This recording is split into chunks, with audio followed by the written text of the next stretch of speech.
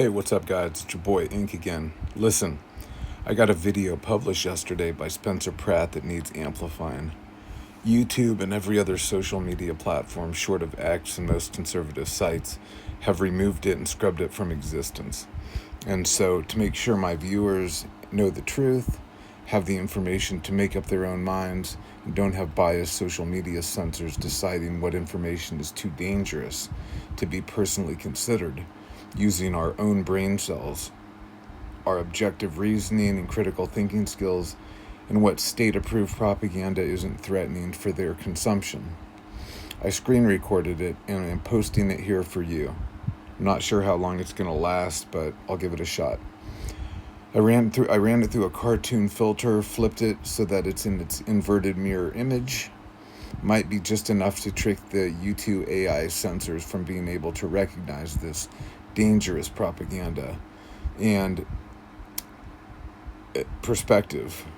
This video by Spencer Pratt that threatens the officially accepted narrative that it's okay to cheer for and support the leftist killer of United Healthcare CEO Luigi Mangione, or to run defense for Charlie Kirk's alleged killer, the woke leftist homosexual communist who was fighting against the reality of his attraction to men by dating a trans woman who put on a woman's costume when he wasn't role-playing as an animal for all their degenerate perversions.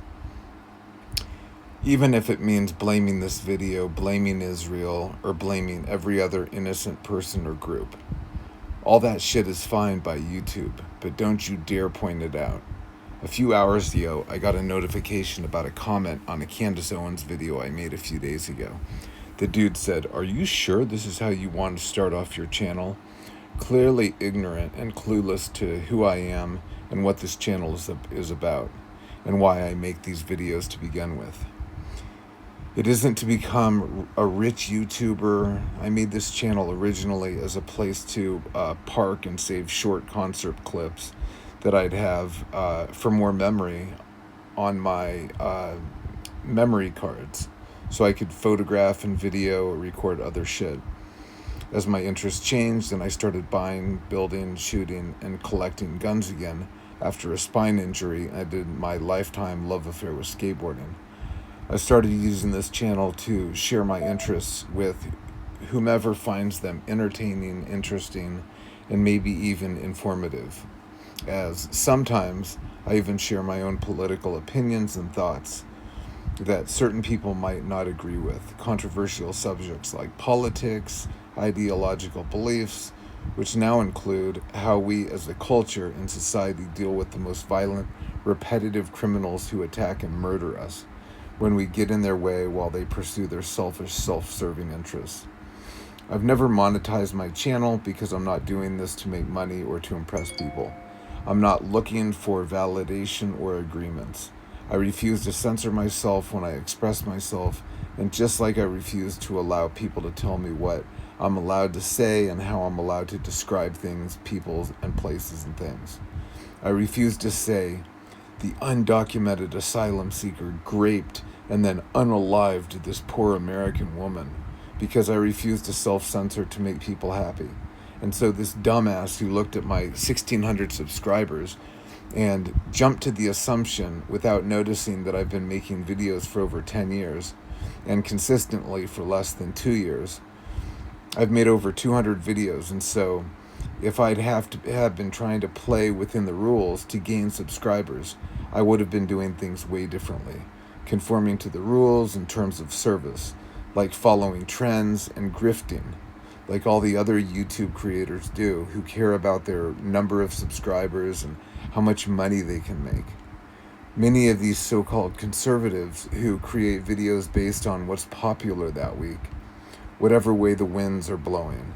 In my past videos, I've specifically called some of these dudes out. Channels like Jesse on Fire, Nate from Valhalla, I think it's VFT, whatever his name is at Heavy Duty Country. The very people who Spencer Pratt is talking about when he expressed how we as a culture have lost our dignity, have sacrificed honesty for attention. Don't you dare point out that it's no coincidence that in a country where 25% of women murder their own children in their wombs, that the first response to a depressed mother of 3 small children who strangled them to death would be to defend her actions, making her every excuse to justify her murdering her children.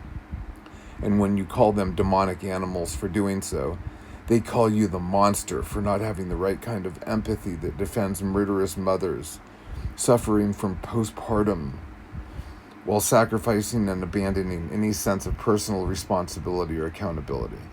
Once the phenomenon of the social contagion groupthink spreads by social media, and the same people who wave the Palestinian flag in opposition to Israel, defending itself from a homicidal and suicidal death cult called Hamas, and they start to blame the husband because in this country we now signal our virtue by supporting and defending the most vile and disgusting people imaginable, because it's so edgy and progressive to defend the bad guy.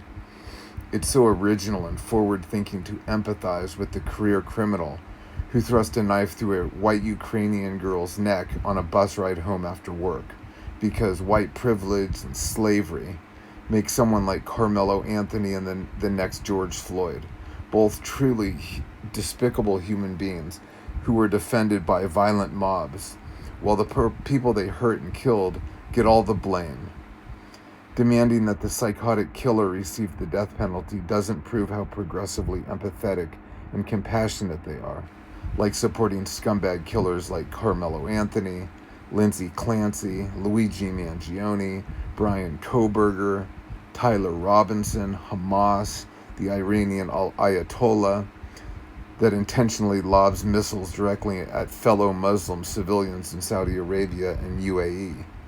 And just so long as you call Israel and the Israeli Jews fighting for their survival the genocidal oppressors while fighting against the terrorist regime that attacked them first, committing war crimes and crimes against humanity when they deliberately targeted civilians at a rave, unarmed families in their homes, murdered, raped, and tortured their children, and took hostages that they starved to death. Yet these same people who cheer the murder of Charlie Kirk never said a word of criticism against the Hamas attackers, even after they returned home to the Palestinian people they claimed to defend and then hid in the tunnels directly under them, hoping that Israel would act naturally in self-defense and their human shields would be killed. Yet more propaganda that these demonic Islamist killers used as propaganda, relying on that same suicidal empathy that had Westerners demanding arrests for war crimes, but not of Hamas, but rather Israel, again proving how virtuous you are fighting for and defending the little guy, because they must be the victim. It's the equivalent of excusing away all the evidence pointing to Tyler Robinson involvement in the cold-blooded murder of Charlie Kirk, ignoring his multiple confessions, his DNA, his text, his own family's testimony, video, audio, and your own common sense. Everyone who celebrates these killers, who defends a woman murdering her 3 kids, the kid who carried knives and guns to school and athletic events, instigating physical confrontations just for one excuse to kill. I'm curious if these same people screaming out Lindsay Clancy's innocence were as enthusiastic in defending family annihilator Chris Watts, who, like Lindsay, strangled his 2 young daughters, his wife, and his unborn child. And so when some arrogant Candace Glazers comments on one of my videos, asking in the most predictably obvious way, like these self-important liberal leftists always do, all smug-like, passively aggressively pretending like they're concerned about my new channel's growth. Like, are you sure you want to hinder your channel's growth by having an opinion of your own, while refusing to jump on the hive mind Candace Owens type Conspiraslop consumers? Because your viewers might not like it when people have their own thoughts and opinions. It might offend them if you don't agree with them when they say that a mother who's depressed and murders her 3 innocent kids is innocent. If saying that is what it takes to get 1 million subscribers, then I'll happily stay right where I'm at. I don't need one more of the many millions of people who are willing to sacrifice my dignity and my morality trying to impress people with how many psychopathic murderers I defend on a daily basis, because I'm so edgy and progressive and cool. Our world has become so occupied by evil and demonic forces, period. Forces that think it's okay to attack a widow, accusing her for her husband's murder because of vibes. In my past videos, I've specifically called out some of these channels.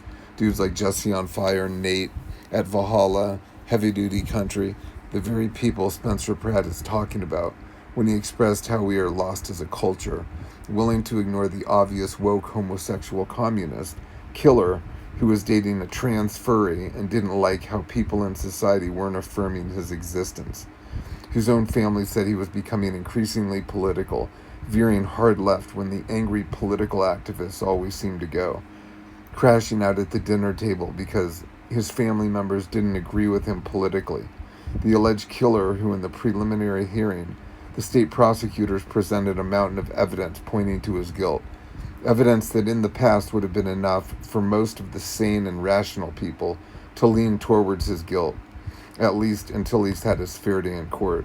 However, for grifters like Candace Owens, who's a majority of people who had used to listen to, respecting what she had to say, who are slowly coming around now on the side of sanity and common sense, finally starting to ignore the ridiculous ways these channels that I just mentioned have used to justify slurping off Conspiraslop Candace's algorithmic numbers for a small slice of the Conspiraslop pie. These YouTube channels that started as gun-related channels like mine, or with Jesse on Fire, an MMA UFC channel that became a red pill political grift channel, in the most sensational National Enquirer meets TMZ way possible. All the sloppers have completely destroyed any shred of credibility they ever had, along with the likes of Ian Carroll. They've come out attacking Andrew Wilson, refusing to address his actual arguments, which were more questions to Candace, asking her for any evidence that would have legitimized her attack of a grieving widow. Instead, Candace, taking oofs, couldn't answer the questions produced in any meaningful and sensible way. And meanwhile, guys like Nick Fuentes have come full circle to the side of common sense, objective reality, and reason, not only realizing how completely demonic and disgusting these Candace Owens defenders actually are, while they double down post-debate, refusing to attack Andrew Wilson's arguments or his relevant thoughts and opinions, but rather, just like their queen bee Conspiraslop Candace, attacks Erica Kirk on how she dresses, how she expresses her emotions.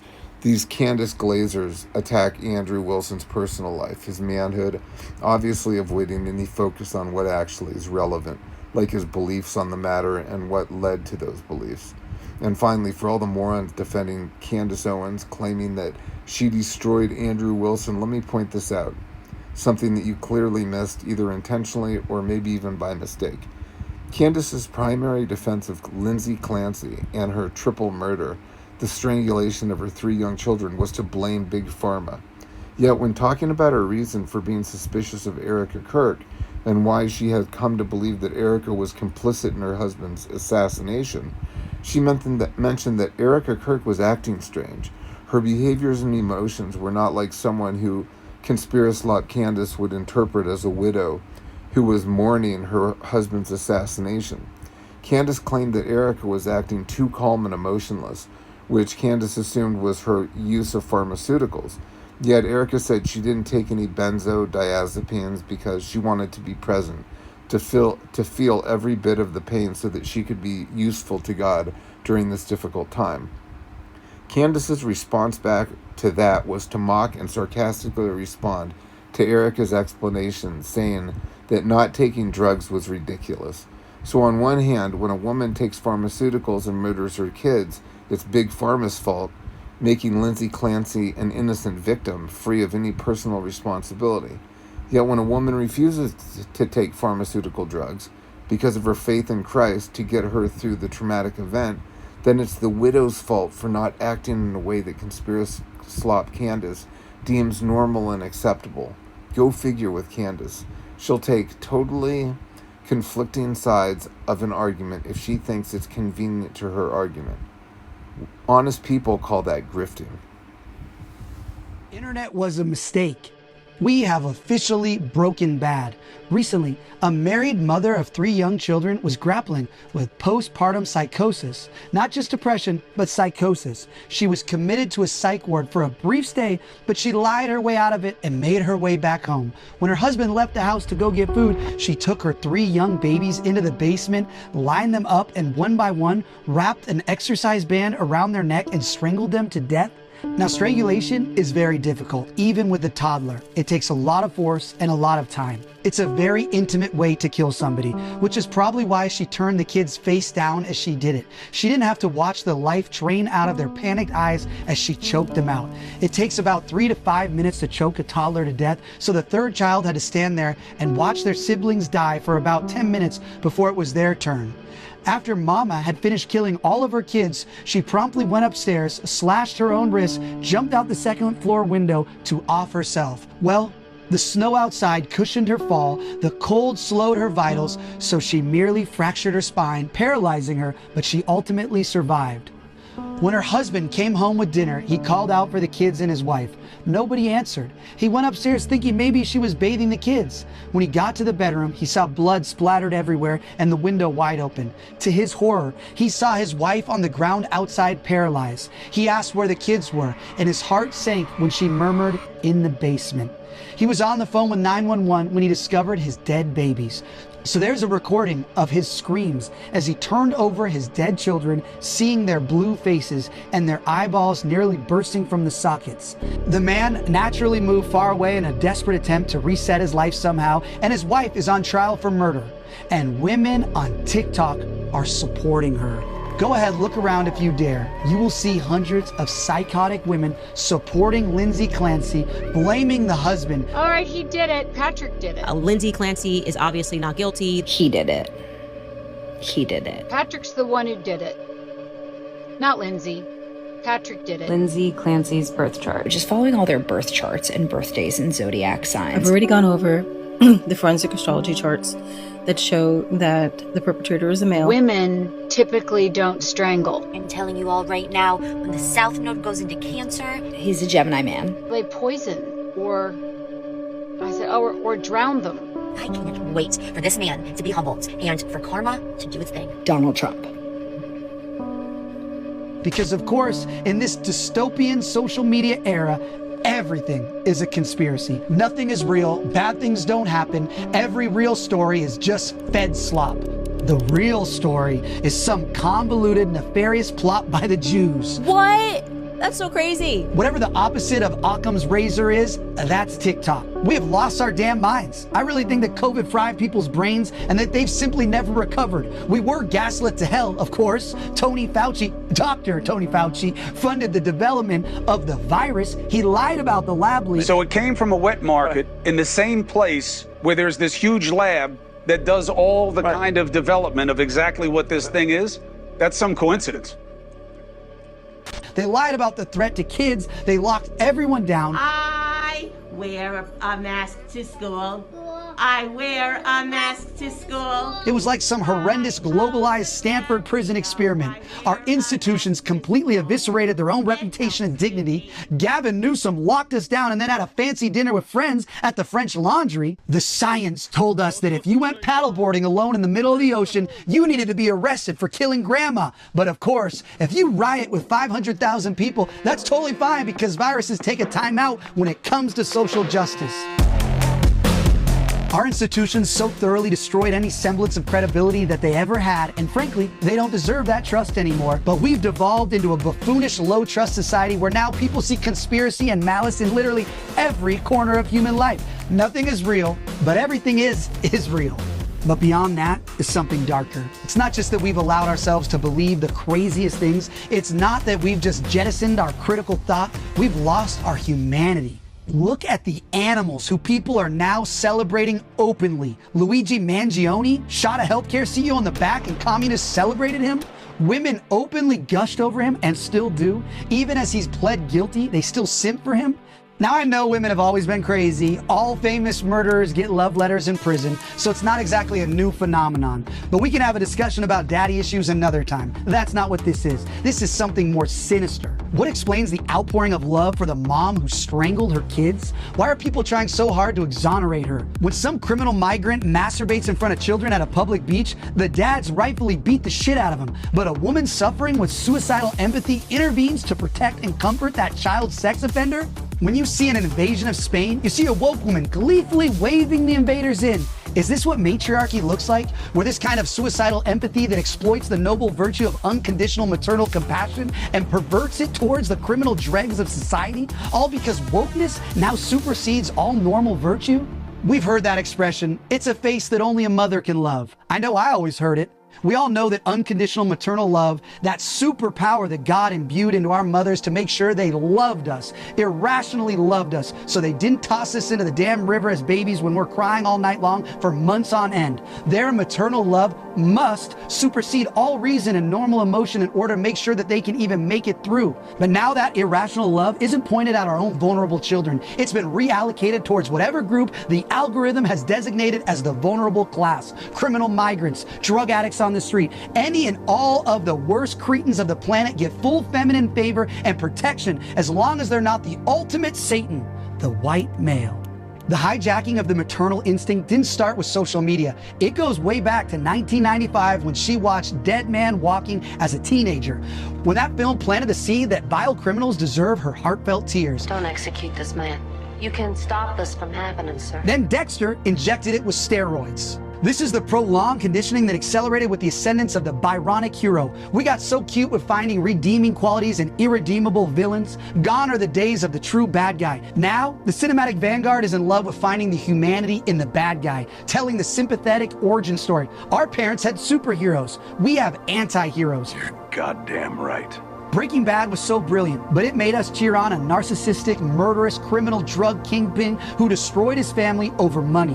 When Tim Burton did Batman, the Joker was a lunatic. But now the Joker gets his own movie where he's the hero, and the climax of the film is him murdering the orderlies at the asylum. The arts dog-walked us here over decades, with films and television that inverted the paradigm of normal virtue. Cops are the bad guys, outlaws are the heroes, and man, do you see that manifesting in reality today. Scrolling through Mommy Sleuth TikTok is an exercise in pure insanity. Whatever this woke social media blob has done to the modern mind, it's gone far beyond internet sleuthing, and it's spawned an entire generation of hollow-out, depraved crazies.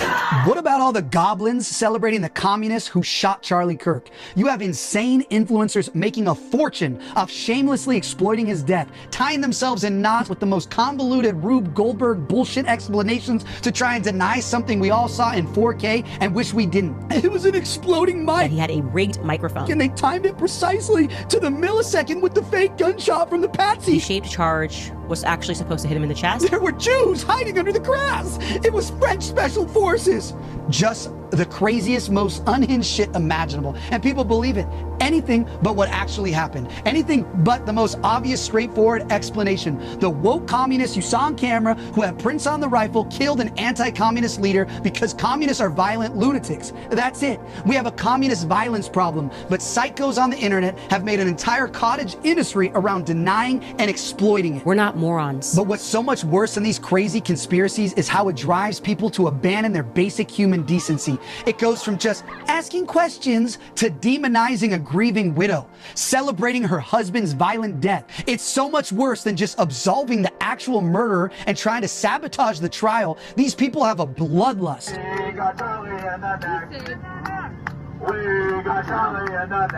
What have you become when you celebrate an assassination like this? I don't care what your politics are. This was a father, a loving husband. You know, I was in DC in an interagency meeting when that communist shot Charlie. I was there advocating for the Palisades, trying to get things done to help us rebuild when everyone's phones started buzzing. Now, I never knew Charlie, but some of the president's cabinet members were with us, agency heads, people who were friends with Charlie and had worked with him for years, and they were devastated. It was one of the most grotesque and shocking moments I've ever seen in American history, but the reactions that followed were far more grotesque and reveal a sad report on where we are as a country. Teachers mocked mocking his death. Drag queens putting on assassination fashion shows. Who are these demons? What have we allowed ourselves to become? We have been so thoroughly demoralized, I fear that we can't get any lower. These things have fried our brains. Politicians have become full-time influencers and utter clowns, jester gooning instead of campaigning. We dress like slobs. We shrug away drug addicts defiling themselves on our streets. We celebrate murders and lawlessness with alacrity. We have no dignity anymore, and I don't know how we get it back.